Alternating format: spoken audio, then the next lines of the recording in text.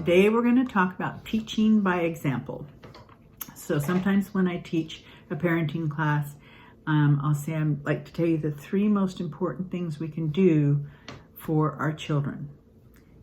Be a good example, be a good example, be a good example. And it's so true, because if you act or say or do something and then you expect your child to act differently, it's very difficult. They need to see you acting and being the kind of person that you want them to be. So if we treat them one way and then expect them to be a different way, what will they learn? What will they learn? So at the end, I'm going to share with you a poem that was on the wall in my home that means a lot to me. I would love to share with you a few examples first. So when I was a yelling, screaming mom, and I have admitted that on quite a few podcasts in my young mom days, I can remember just feeling awful about it. I can remember praying every day, thank you, I get to start a new day, fresh, and please help me have this day be better.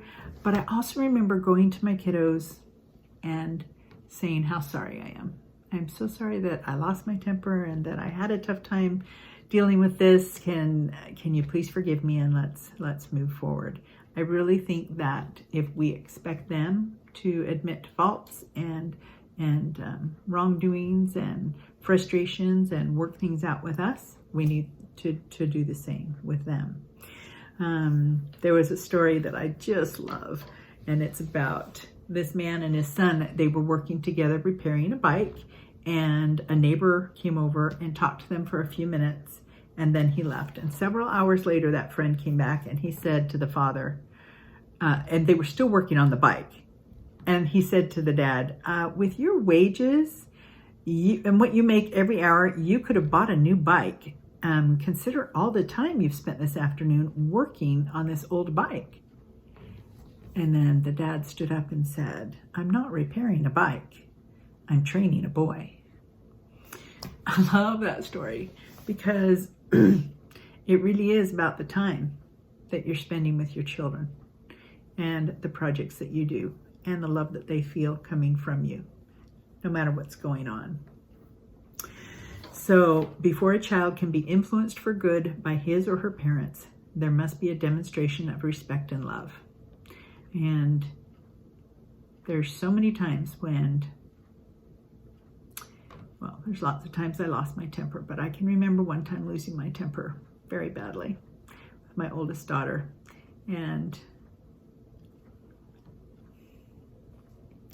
it's a little hard to admit. For some reason, I had toothpaste tube in my hand, and I got very frustrated, and I hit her on the head with that toothpaste tube. And the second I did it, I can remember thinking, I just hit a daughter of God. And I was very sorry, and I apologized to her. And so obviously didn't hit my children very often, because that was very much in the forefront of my mind when I did that. But it's very important for us to have respect for our children and love and caring, and learn not to react and to show them that love and caring, because then they in turn can show that back to you and to other people. When my children complain or ask questions, do I become impatient, or do I calmly answer them? If my children make wrong choices, do I teach them better choices, or do I just abandon them and let them feel badly about themselves? If my children are miserable because of their wrong choices, do I offer discipline and love, or do I reject them? Do I feel hostility for them, or do I just love them and help them through it? Recently, a friend posted something on Facebook, and I'm sorry I can't remember the details, but it was about culture in another country where when somebody did something wrong and it became known, their immediate response is to gather around that person and for 2 hours talk positively to that person about all of their positive and good characteristics. When I heard that, I just thought, that is brilliant. If we could just gather around each other every time we make a choice that we wish we hadn't, and love each other and tell each other how wonderful we are, don't you think the person that made the wrong choice would just feel so enveloped with love and then go forth to do better? It's just really cool.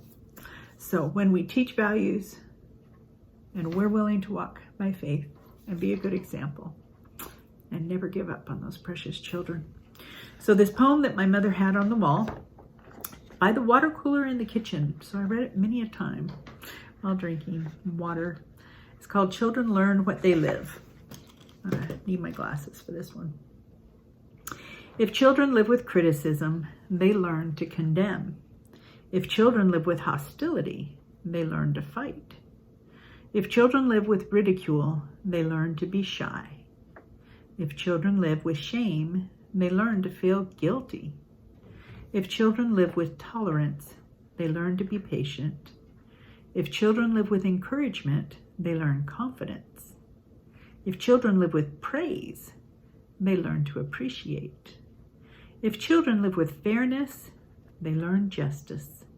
If children live with security, they learn to have faith. If children live with approval, they learn to like themselves. If children live with honesty, they learn truthfulness. And if children live with acceptance and friendliness, they learn to find love in the world. Let me know if you'd like a copy of that. I think I'm going to give it to my children and maybe suggest they put it by the water cooler in the kitchen. Hope you have a most wonderful day. Thanks for joining me.